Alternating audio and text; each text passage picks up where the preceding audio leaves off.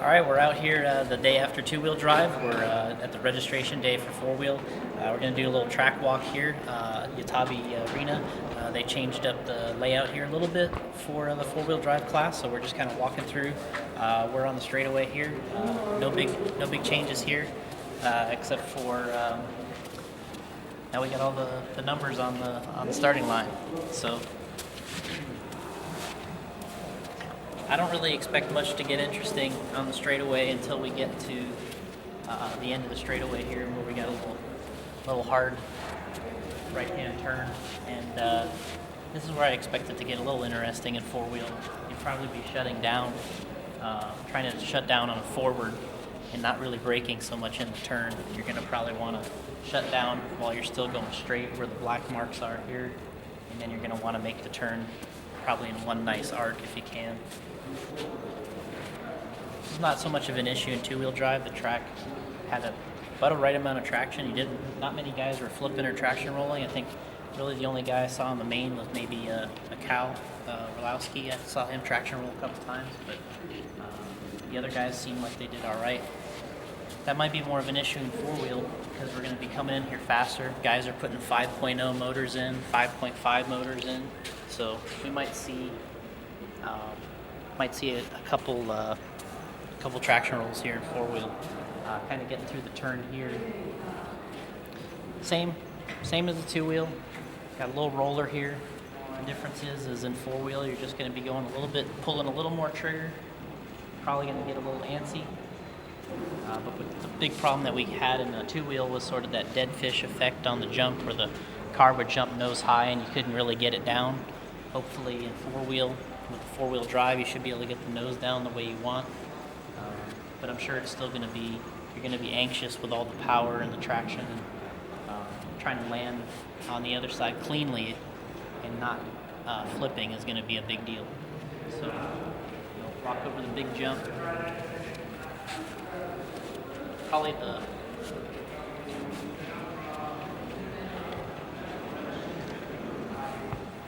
the biggest change that's been made is we're standing on top of the big roller that was right in front of the driver's stand in two-wheel drive. Now we've moved it just to the side of the table, and kind of what I expect here is the guys to kind of whip through this 180, and that part should be already broken in. The turf should be already broken in there, but so I'd be concerned with maybe some traction rolling in that little turn coming off of the jump.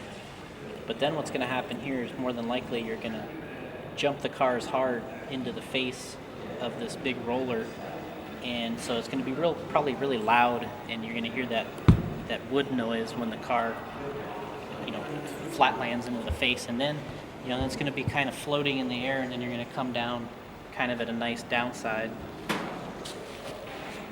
hopefully. And what they've done is Masami pointed this out last night, and he was really concerned that guys were going to come through here and jump this corner, and he put up a big fence here. So if you plan on jumping this corner, you might pay the price. So they weren't taking any chances with that fence. So I think the smart thing to do here is probably going to roll on the downside of this thing, keep it on the wheels, and then come through here, similar to two-wheel. There's some fresh Astro here and there where there were jumps before, so you can see it's all pretty nice and new. When we get to where we were in two-wheel, where it's just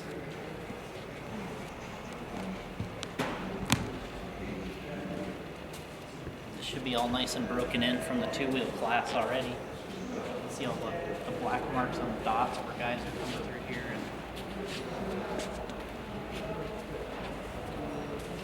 And tapping on each one of these a little bit.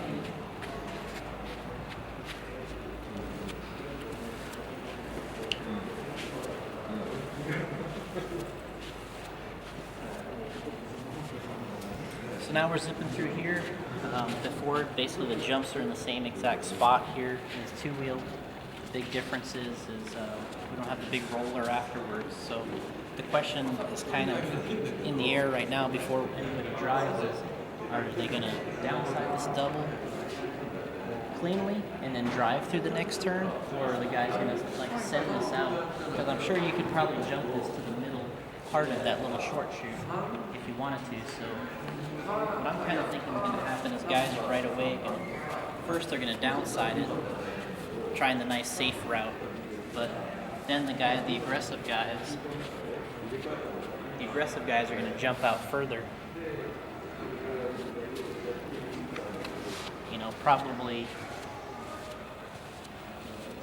Probably somewhere around here.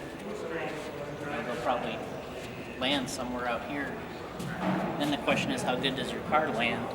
Because if it doesn't land well, you can come off the track here. So that's would be the question: is do you want to take the safe route, double nice, and then drive through it smooth, or are you going to try to jump out far? Hopefully the car sticks, and then kind of make the drive through here. This is also another area where the Astro hasn't been ran on yet because there was the big roller here. So there'll be some break-in. This portion of the track will have to break in. Basically this whole area. So then the question is, after you come off of this, two-wheel we double singles here, but how much lift does this jump really have? And could you conceivably make the big triple here? They've already put a catch fence with anticipating guys going for it. So I'm assuming Masami already thought of that. You would think, being a 14-time world champion, you'd think he would think about that line. So he put up a fence, of course, and jumping it out. So if you could do it, probably the hot thing to do is to jump out far, flat land, nice smooth arc, and then triple this thing if you could do it. I don't know, like I said, I don't know what kind of lift you're going to get here. But that would probably be one of the things that would be interesting to see right away. But if not, you just double normal. That should be no problem with four-wheel drive. And you do the big roller. But now we got back to the same 180 as before, but now we have no little stutter bumps, no of the rhythm bumps. So the guys are going to be able to accelerate hard here. The difficult part now is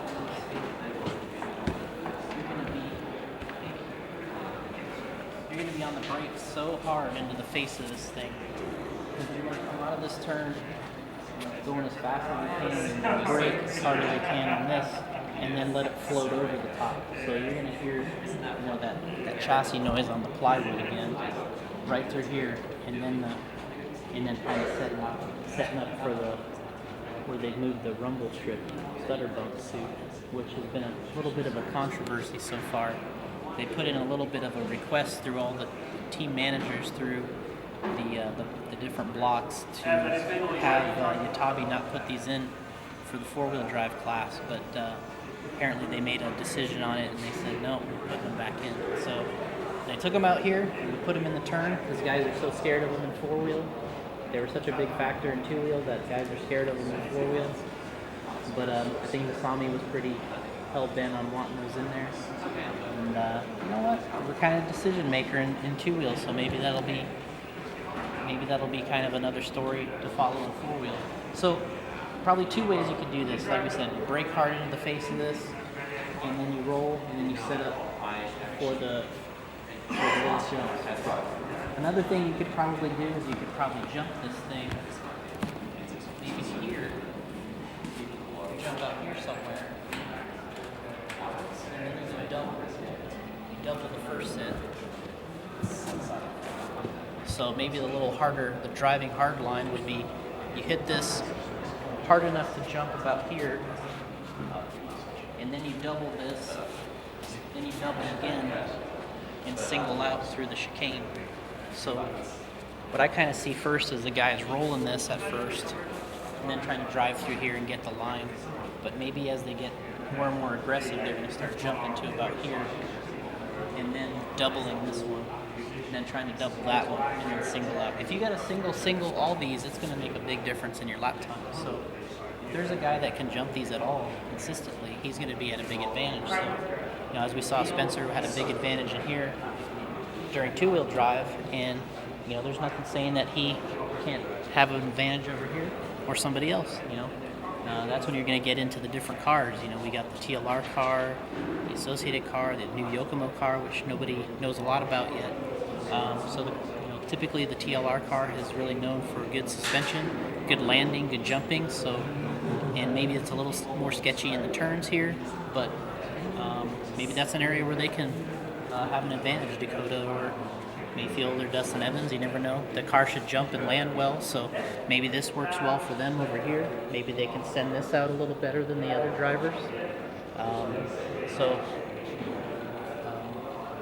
That's kind of what I'm seeing so far. And then when we come through here, let's just say that by the time the mains are coming around, we're jumping a little out here, and we're just going to double this guy, double this guy.